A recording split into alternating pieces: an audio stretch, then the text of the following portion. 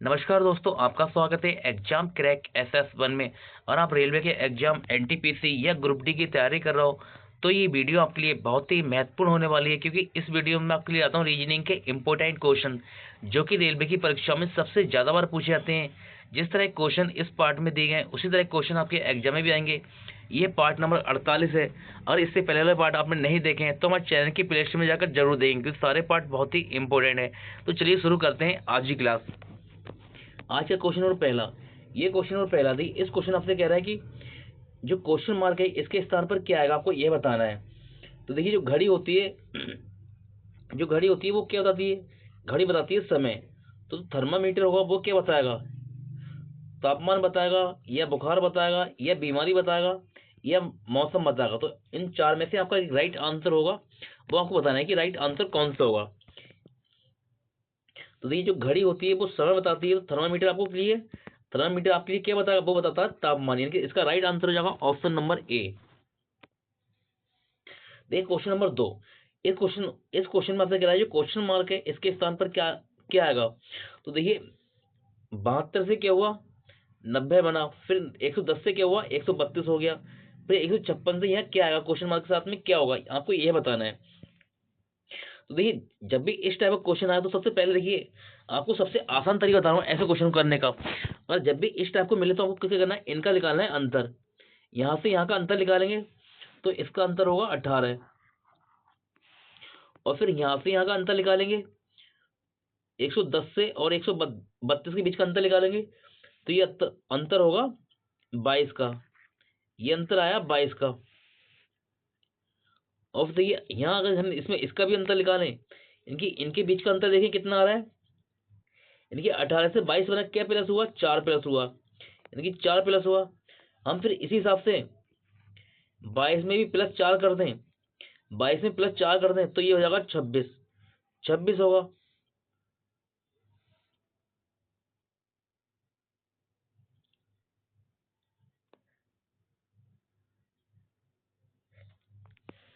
छब्बीस होगा। 26 हो रहा है। यानी कि ये 26 और 156 में हम जोड़ के देखें। अगर 26 156 में जोड़ेंगे हम, 156 और 26 इन्हें जोड़ें तो 6 6 12 के 2 5 और 2 7 और 1 8 और 182। यानी कि राइट आंसर होगा आपका 182। क्या 182 ऑप्शन में है? बिल्कुल हमारा राइट आंसर हो जाएगा। यानी क्वेश्चन मार्क के स्थान पर आएगा 182। इसका राइट आंसर हो जाएगा 182। हमने करा दी क्वेश्चन में क्या करा, हमने पहले निकाला इसके बीच का, इनकी 72 90 के बीच का अंतर निकाला। अंतर भी आया 18 आया। फिर हमने अंतर निकाला 110 के और 132 के बीच में अंतर निकाला तो ये अंतर आया 22 का। और फिर हमने क्या करा, 18 का 22 के बीच का अंतर लिया तो इसमें क्या हो रहा? +4 हो रहा था। फिर हमने क्या करा, 22 में भी हमने +4 कर दिया तो ये हो गया 26। और 26 को हमने 156 में जोड़ दिया। 26 को 156 में जोड़ा तो ये हो गया 182। यानी क्वेश्चन मार्क के स्थान पर जो आएगा 182। यानी ऑप्शन नंबर ए हमारा राइट आंसर हो गया। देखिए, एक तरीका तो इस तरह से क्वेश्चन आप निकाल सकते हैं। ये है सबसे आसान तरीका इस टाइप का क्वेश्चन करने का। और आपको दूसरा तरीका सिखाता हूँ इस क्वेश्चन को आप कैसे करना है। देखिए, यहाँ दिया गया है 72। 72 दिया है, हम 72 को तोड़ सकते हैं दो भागों में। ये होता है 8 नेम 72। 8 नेम 72 हो गया। फिर देखिए, हम 90 को तोड़ सकते हैं। इनकी 8 के बाद में अगली संख्या क्या आई? 9 आई। और 9 में हम 10 का गुणा कर देंगे तो 9 धाम होता है 90। यानी कि इस तरह से 90 बन गया। और फिर देखिए, फिर के बाद यह आगे की संख्या क्या है? 10 है। अगर 10 को हम गुणा करें 11 से तो ये बनेगा 110। तो ये देखिए 110 दिया गया है। अब अगली संख्या हमारी 11 है तो 11 से अगली क्या आएगी? 12 आएगी। इनकी इसका गुणा करा तो ये 110 बना। अब 11 और 12 का गुणा करेंगे, 11 और 12 का गुणा करें तो ये बनेगा 132। 132 बना। अब हम करें 12 इंटू 13 का गुणा करेंगे, और 12 और 13 का गुणा करें तो ये बनेगा 156। 156 बनेगा। अब हम देखिए 13 का और 14 का गुणा करेंगे, 13 और 14 का गुणा करेंगे तो ये बनेगा 182। यानी कि ये बनेगा 182। ऑप्शन नंबर इस तरह से हमारा राइट आंसर है कि 14, अरे इसका हम गुणा करेंगे 13 14, 14 42 कि 14 42 के 2 हासिल 4, 14 कम 14 4 18 है। देखिए इस तरह से आपका 182 बनेगा। अब हम 13 और 14 की गुणा करेंगे तब। तो देखिए हम चल क्या रहा था, देखिए पहले जो हुआ क्या हुआ, पहले हमारी संख्या 8 हुई, 8 से हमने अगली संख्या में गुणा करा तो 9 हुई, और फिर 9 में देखिए फिर 9 की अगली संख्या क्या हुई, 10 हुई, 10 से हमने गुणा कर दिया, फिर 10 की अगली संख्या क्या हुई, 11 हुई, 11 के बाद में क्या था, 12 आई, देखो 12 के बाद में क्या आई, 13 आई, और 13 के बाद में क्या आई, संख्या 14 आई, यानी इस तरह चल रहा है। देखिए दो तरीके से क्वेश्चन बने थे, मैं आपको दोनों तरीके सिखा दिए। एग्जाम में जो तरीका आपको याद आ जाए उस तरीके से आप क्वेश्चन बना लेना।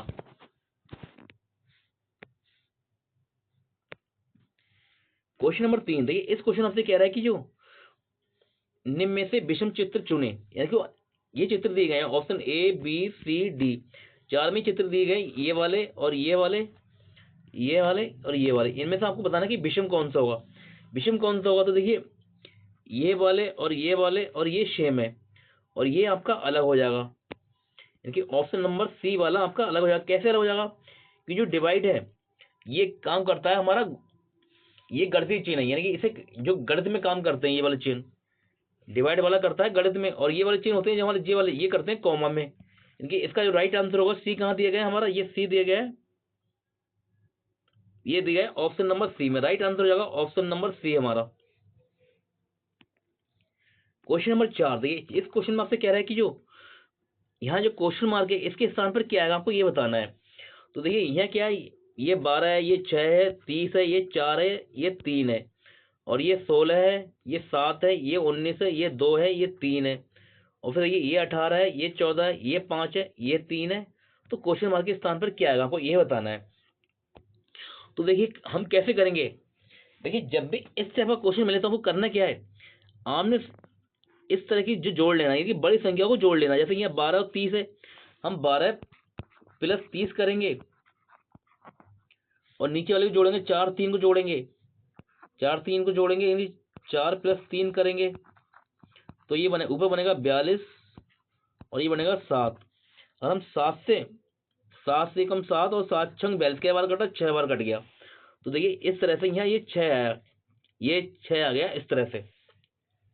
अब हम इन्हें भी जोड़ें, आमने सामने वाले को 16 और 19 को जोड़ेंगे, 16 9 होता है, 16 और 9 होता है, 16 9 यानी 25 10 35, ये होता है 35, और नीचे जोड़ेंगे 2 और 3 5, ये 5, और 5 से काटेंगे 35 को, 5 7 35, क्या बार कटेगा, 7 बार में, इनकी ये बना 7 बना इस तरह से।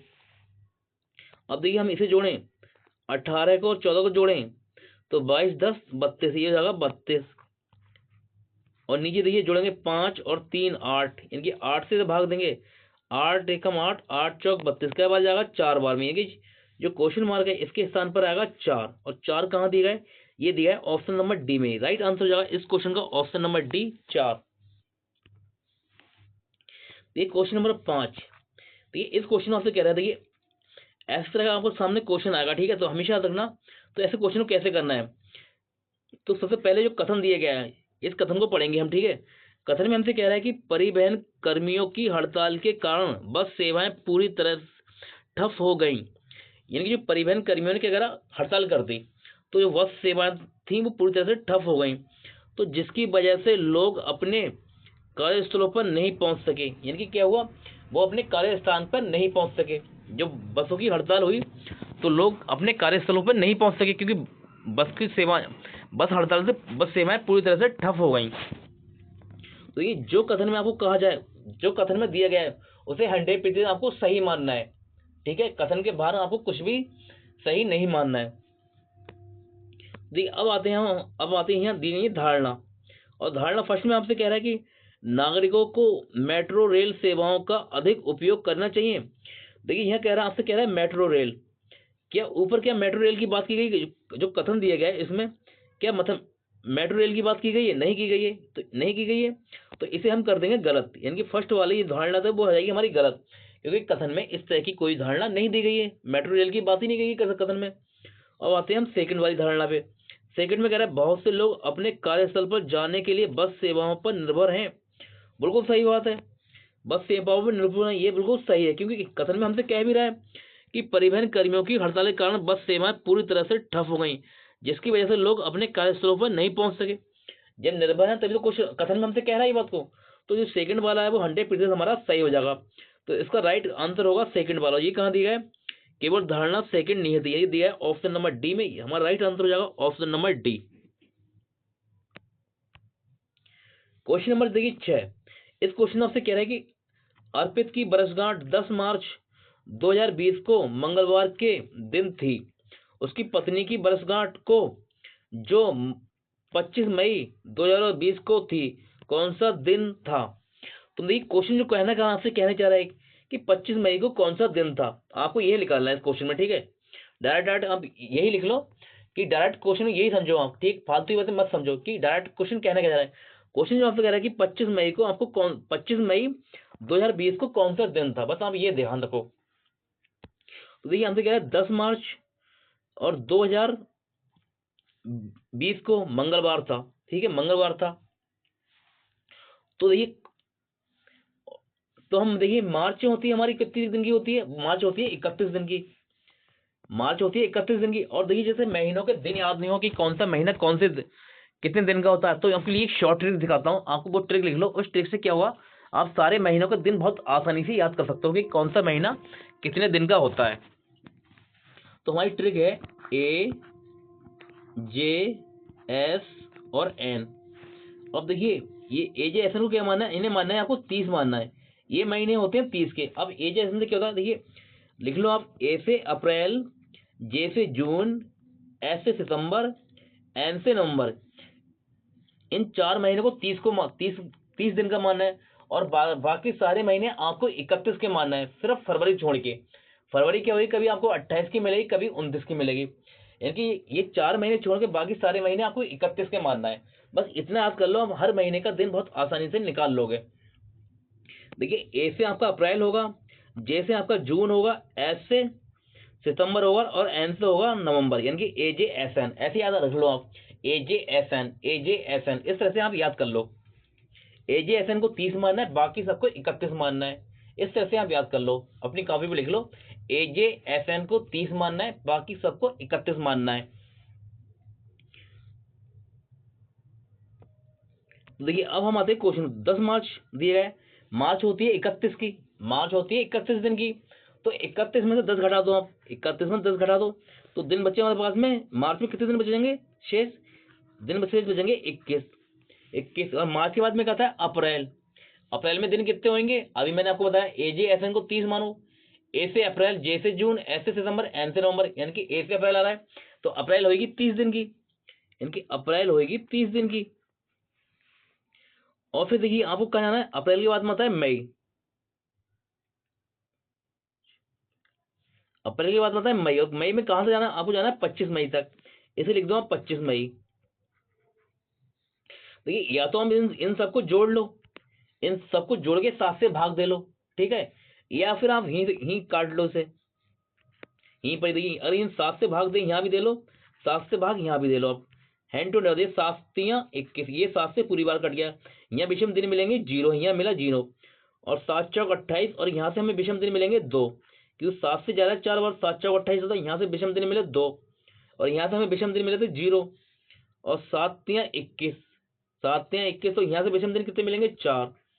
अब देखिए हमें मिले 2 ये और 4 ये होगा 6, 2 4 को जोड़ेंगे तो ये जाएंगे 6, विषम दिन मिले हमें 6। तो मंगलवार में आप 6 जोड़ दो, मंगलवार में 6 आप जोड़ दो, तो 25 मई को कौन सा दिन होगा, तो 25 मई को मंगलवार को हम 6 जोड़ेंगे, तो देखिए 25 मई को जो होगा वो दिन होगा सोमवार, यानी कि ऑप्शन नंबर ए हमारा राइट आंसर हो जाएगा। क्यों, देखिए मंगलवार में देखिए हम 6 जोड़ेंगे, तो बुधवार का, देखिए एक हम मंगलवार में जोड़ेंगे, देखिए 6 जोड़ेंगे, देखिए इस तरह से जोड़ लो, आप जोड़ नहीं आता, 1 2 3 4 5 6 6 है। देखिए मंगलवार, यहाँ बुधवार, बृहस्पतिवार, शुक्रवार, शनिवार, रविवार और ये सोमवार, यानी कि यहाँ पर 6 दिन में क्या आएगा, दिन का आएगा सोमवार, यानी राइट आंसर होगा ऑप्शन नंबर ए सोमवार। क्वेश्चन नंबर 7, इस क्वेश्चन आपसे कह रहा है कि 10 बजे घड़ी पर 10 बजे घड़ी पर एक घड़ी की सुइयां एक न्यून कोण और पृथ्वीवत कोण बनाती हैं। पृथ्वीवत कोण की माप ज्ञात कीजिए। पृथ्वीवत जो कर रहा है यहाँ तो कह रहे हैं पृथ्वीव्रत, इनकी पृथ्वीव्रत कोण, तो आपसे ये वजह ये होता है विपरीत कोण। अब देखिए पहले हम बनाते हैं घड़ी। आपको घड़ी की जब घड़ी बनाऊंगा तो आपकी समझ में बहुत आसानी से आ जाएगा।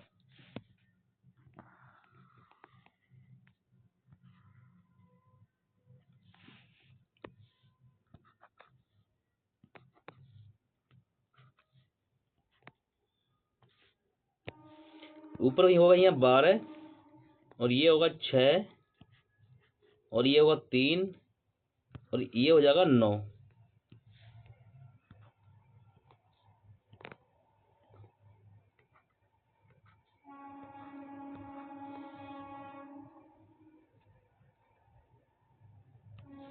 तो ये हो जाएगा 1 और ये हो जाएगा 2 और ये हो जाएंगे 4 और यहाँ हो जाएगा 5 और ये हो जाएगा 7 और ये 8 और ये 10 और ये 11, ये हो जाएगा 11। यहाँ बजेंगे यहाँ पे 11।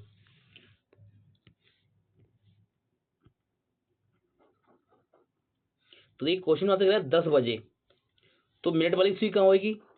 घंटे वाली सुई होगी 9 पे, घंटे वाली सुई होगी 9 पे, और मिनट मिनट वाली सुई कहाँ होगी? वो होगी 12 पे, इनकी 12 पे होगी। तो आपकी यहाँ 10 बजेंगे। तो जो क्वेश्चन आपसे कह रहा है कि जो ये वाला कोण जो बनना है इसे कहते हैं पृथ्वीवत कोण। तो ये कोण कितने का होगा? और मैं आपको ये बता दूं, यहाँ देखिए किसी के बीच में निकालेंगे आप। जैसे अब मान लिया 12 से 1 के बीच का कोण निकालना है आपको। इनकी 12 से 1 के बीच कोण निकालना है, तो ये होता है 30 डिग्री का। 12 से 1 के बीच में 30 डिग्री होता है। 1 से 2 के बीच में 30 डिग्री होगा, ये होगा 30 डिग्री। इसके बीच का कोण होगा 30 डिग्री भी। देखा, आपको नहीं पता 30 डिग्री कैसे होता है, तो ये पूरा कोण होता है 360 डिग्री का। जो पूरा कोण होगा वो होगा 360 डिग्री का। और देखिए 12 नंबर दिए गए हैं, 12 तो हमें इसे 12 से भाग दे लो, तो 12 पंजे 12 3 36, यानी कि 12 3 36 क्या बार गया? 30 बार गया। यानी कि जो आपके बीच का कोण बनेगा, इनके दो नंबरों के बीच का कोण होगा। जैसे हमें 3 से 4 के बीच का कोण देखना है, जैसे हमारा 3 के 4 के बीच जोड़ना, तो देखिए 30 का इसके बीच में कोण होगा, इसके बीच में 30 का कोण होगा, यहाँ भी 30 का कोण होगा। यानी कि इन सबके बीच में जो कोण बनेगा वो बनेगा 30 डिग्री का। देखिए पूरा हमारा 360 है, यानी कि पूरा 360 है। तो देखिए ये वाला हम निकाल लेते हैं, ये वाला कोण निकाल लें अंदर वाला। सॉरी 1 मिनट, यहाँ बज रहा है इसमें 9 क्यों हमसे, लेकिन हमसे कह रहा है क्वेश्चन 10 कह रहा है। 10 कह रहा है, तो इस तरह से घड़ी गलत बन गई हमारी, क्यों यहाँ 9 दिखा रहा है?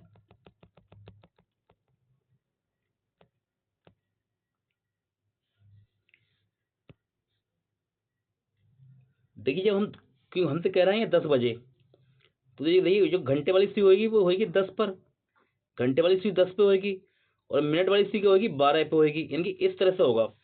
और ये देखिए ये पृथ्वीवत, आपसे ये वाला कोण पूछ रहा है पृथ्वीवत, ये कोण कितने का होगा? तो देखिए दो, अभी मैंने आपको समझाया था कि दो खांचों के बीच का जो कोण बनेगा वो बनेगा 30 डिग्री का। तो 30 आपको यहाँ से मिलेगा, और दो खांच दो मतलब 2 अंक यहाँ होगा, यानी 11 12 के बीच में भी 30 होगा, और 30 30 को जोड़ेंगे तो ये जाएगा 60, यानी 30 ये और 30 ये, यानी कि 30 प्लस 30 करेंगे तो अंदर वाला हमारा ये अंदर वाला कोण बनेगा, ये बनेगा 60 डिग्री का, क्योंकि यहाँ से यहाँ तक कोण बन जाएगा 60 डिग्री का। ये 30 और 30 हो जाएगा, ये बन गया 60 डिग्री का। और टोटल कितना होता है हमारा कोण? वो होता है पूरा होगा हमारा 360 का, और 360 में से हम -60 कर देंगे तो ये आ जाएगा 300 डिग्री। यानी कि इस क्वेश्चन का राइट आंसर होगा ऑप्शन नंबर डी, 300 डिग्री। यानी कि जो कोण है ये वाला, वो आपसे कह रहा है पृथ्वीवत कोण, यानी कि ये वाला कोण, ये पृथ्वीवत कोण कितने का होगा? ये होगा 300 डिग्री। यानी ऑप्शन नंबर डी हमारा राइट आंसर हुआ इस क्वेश्चन का।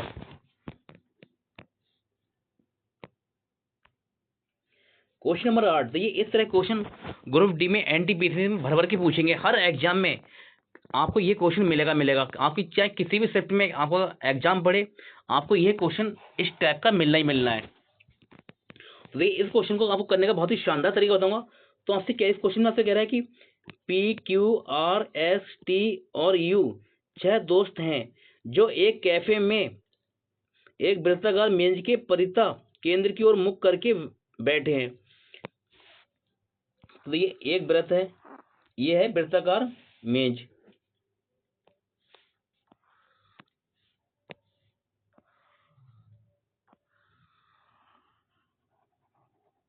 ये है वृत्ताकार मेज। तो देखिए 6 दोस्त हैं, ये 2 बैठ जाएंगे इस तरह से, और 2 ये बैठेंगे, 4 हो गए, और 2 ये बैठेंगे, 6 दोस्त हो गए। इनकी 6 दोस्त हैं, इन सबके मुंह क्या है, केंद्र की ओर है। इनके मुंह क्या है, केंद्र की ओर है।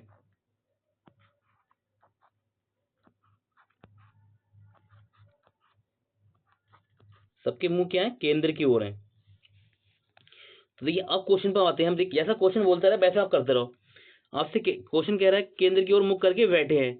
आपसे कह रहा है एस यू के दाएं ओर तीसरे स्थान पर बैठा है। एस यू के दाएं ओर तीसरे स्थान पर बैठा है। अगर देखिए हमने यू को यहाँ बिठा दें, और हम यू को यहाँ बिठा दें, तो दाया होगा इस साइड में, यू का दाया होगा, जो ऐसे यू के दाएं ओर तीसरे स्थान पर बैठा, तो यू का दाया इस साइड में होगा। तो 1 2 3, तो एस कहाँ बैठेगा, एस बैठेगा यहाँ पर ही, यानी कि एस बैठेगा आपका ये, एस बैठ गया ये, क्योंकि आपसे क्वेश्चन हो रहा है एस यू के दाएं ओर तीसरे स्थान पर बैठा है, तो एस यहाँ हो गया।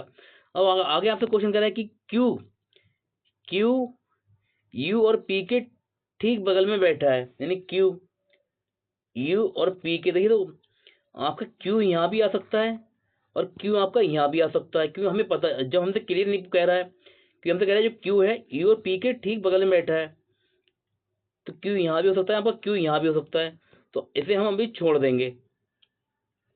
अब आगे आपसे क्वेश्चन कह रहा है कि टी एस के, जो टी है एस के बाईं ओर बैठा है, बाईं ओर ठीक बगल में बैठा है, यानी टी एस के बाईं ओर ठीक बगल में बैठा है। तो ये एस का बायां किस तरफ होगा, एस का बायां होगा इस तरफ, एस का बायां होगा इस तरफ, क्यों, इनके मुंह क्या है, केंद्र की ओर है। तो जो टी है एस के बाईं ओर बैठा है, तो टी तो आपका यहाँ हो जाएगा। अब टी हो गया आपका यहाँ पर ही। अब चलते हैं हम फिर से बैक में चलते हैं। तो आपसे कह जो एस है, एस सॉरी यहाँ नहीं, यहाँ से देख, जो क्यू है यू और पी के ठीक बगल में बैठा है, यानी क्यू। तो देखिए क्यू यू और पी के ठीक बगल में बैठा, तो क्यू आपका जाएगा यहाँ पर ही, क्यू आ जाएगा, क्यू यू और पी के ठीक बगल, तो आपका पी हो जाएगा यहाँ पर ही, यानी कि पी आ गया आपका यहाँ पर ही। अब बच्चा कौन, पी क्यू आर एस, ये अब बच्चा आर, आर आ गया आपका यहाँ पर ही, आर आ गया आपका, ये आ गया। अब आते हैं हम अपने क्वेश्चन पे। तो क्वेश्चन में क्या आपसे कह रहा है कि आर के ठीक बगल में कौन बैठे हैं, यानी कि आर के ठीक बगल में कौन बैठे हैं। तो देखिए आर हमारा कहाँ है, आर है हमारा ये, आर के ठीक बगल में कौन बैठे हैं। तो देखिए आर के बगल में आपका एक टी भी बैठा है, आर के बगल में आपका एक यू भी बैठा है। तो आर के बगल में कौन बैठे हैं, टी और यू बैठे हैं, और टी यू, और तो ये दिया गया है ऑप्शन नंबर डी हमारा इस क्वेश्चन का राइट, सॉरी डी नहीं, सी वाला, सी क्वेश्चन का हमारा राइट आंसर जा। क्यों, यहाँ क्या आपसे कह रहा है, क्वेश्चन में कह रहा है कि आर के ठीक बगल में कौन बैठा, तो आर के ठीक बगल में बैठे हैं यू और टी बैठे हैं, यानी कि ऑप्शन नंबर सी हमारा राइट आंसर हो गया।